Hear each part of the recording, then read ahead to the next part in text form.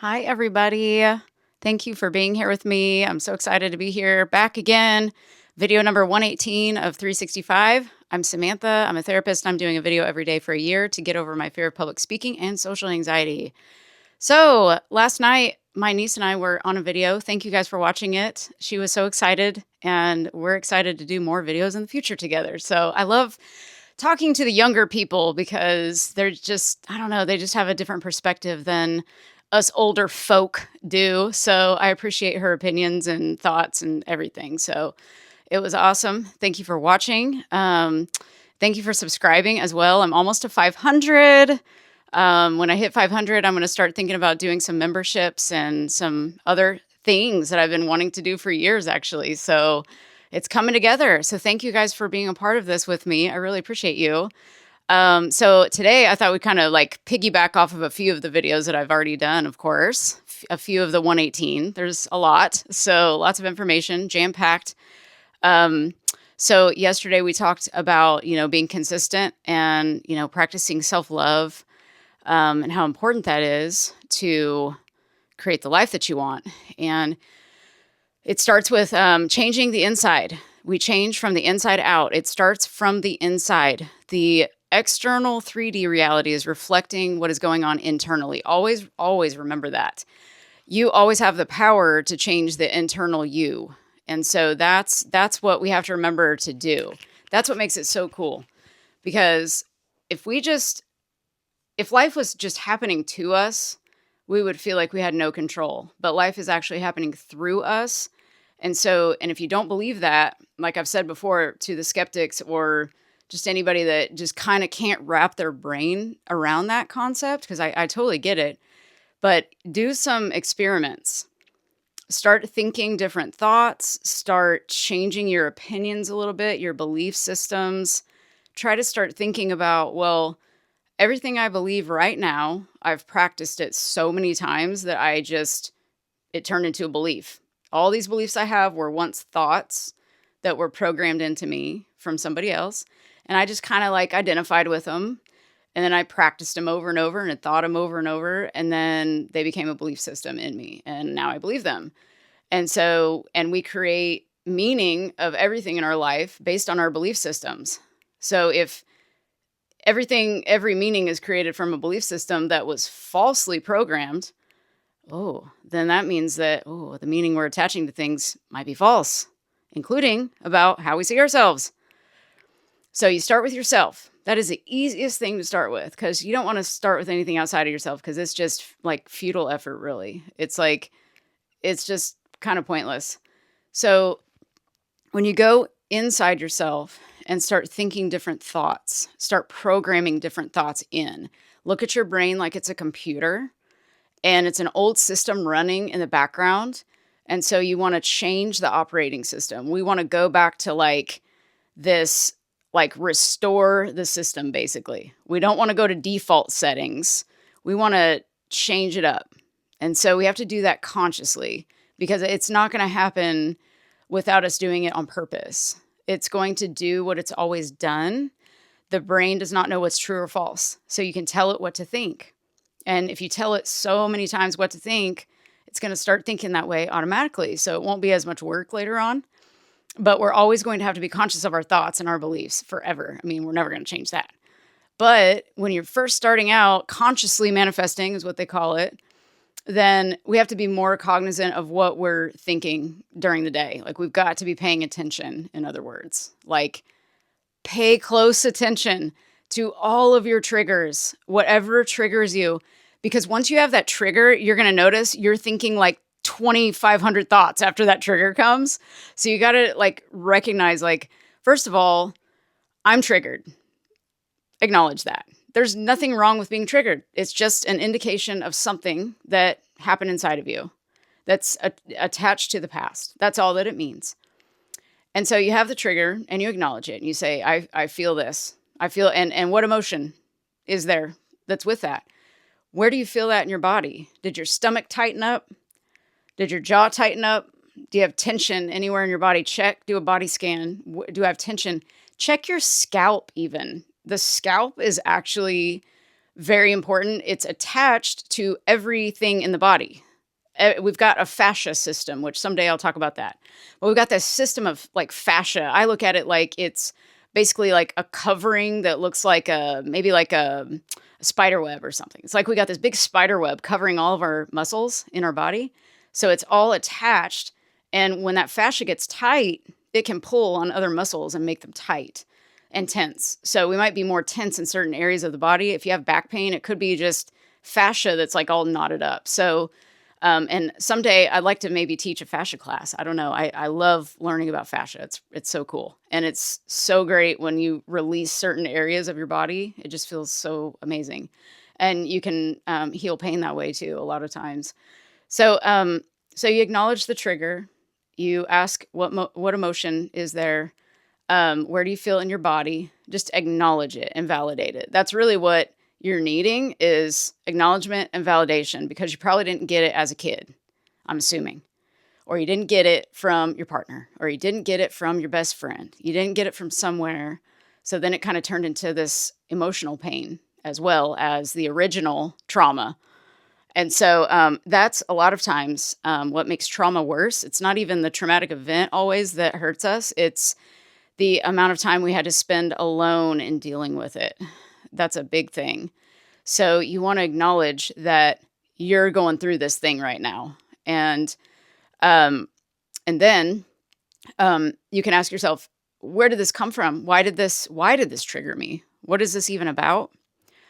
And because I'm really big on acknowledging these things and changing the belief systems, because we can definitely shift to, I am this person now, because that's where I'm leading to.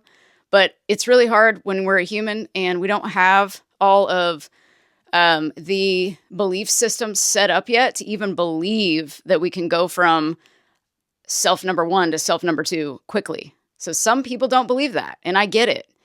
But if you can start to believe it, you'll start to get there. Start to slowly go to the 2.0 you from the 1.0 you. So you got 1.0 you that thinks like yesterday. 90% of our thoughts are from yesterday and the day before and the day before. So we've got to choose to think different thoughts than 1.0 us thinks to get over to 2.0 us.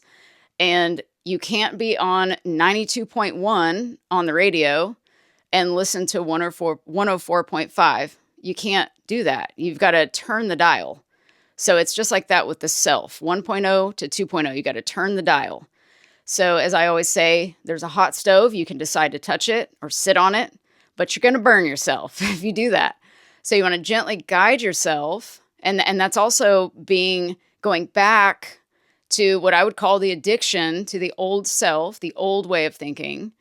That's going back. When you touch the hot stove, you're going back to that same person with those same beliefs and thoughts and feelings and all of that. So you want to gently guide yourself after acknowledging and validating what you're feeling. You don't want to suppress that, because then that's going to cause possibly another issue. It could. But you just want to guide yourself a little bit gently over to the 2.0 you. Okay, how would this person think and feel and behave? What would they be doing? And when I started practicing the identity work in shifting to the I am this now and I am not going to think this way anymore, that's kind of how I started thinking. I was like, okay, if I want to become this new identity, then what do I need to let go of that I'm doing that would help me get over here quicker? And so I thought, what thoughts, what habits do I need to let go of completely? And so I did that. I figured those out. I changed it. And then I decided to become what I wanted to become. And it can be as slow or as fast as you want it to be. It can be as easy, as hard as you want it to be. You get to decide what is real and true for you in your world, because this is your experience you're having. So you get to decide how you experience it. So if you say something is hard, it will be hard. If you say it will be easy, it will be easy. And it might not feel like that at first. But again, we're kind of like shifting from 1.0 to 2.0. So sometimes we're going to shift in and out, in and out, in and out. And then all of a sudden you're going to be like, wow, I'm my new self. Just all of a sudden you're going to wake up one day and be like, wow, like I'm there. And you're going to really know you're there when you just feel this inner peace that you've probably never felt before. And you're going to find that once you're there, then you're going to be able to navigate your triggers even better. And almost what's going to happen is you're going to get those triggers, but like you're going to kind of laugh at them almost. That's what I've started doing. I'm like, I feel it. And then I'm like, oh my God, that's so dumb that I let that bother me at all. And then like it goes away. And what that is freedom. Like there is nothing better than that. And a lot of my clients always talk about they want peace and freedom. Those are the two biggest. Well, I just want to be happy is what I hear from everybody. That's a given. But a lot of people say I want freedom, freedom to choose, and then peace. And so this is the way to get that. I can guarantee you. But it requires practice from you and a commitment. So if you will commit today to doing this, to practicing this, taking the steps and identifying the trigger, validating yourself and saying, you know what, I'm a human. It's okay that I feel this way. It is okay. It is okay. And by doing all these things, this is just my opinion about manifesting. It's like, if you do these things, it creates a good foundation. And without a foundation, it's like you're building a house on unlevel ground, on sand almost. Like it's just going to kind of crumble into the abyss. So we want to create a good foundation of self. Your self-concept needs to be on point, because to me, there's nothing more priceless than that. There is nothing worth more than that.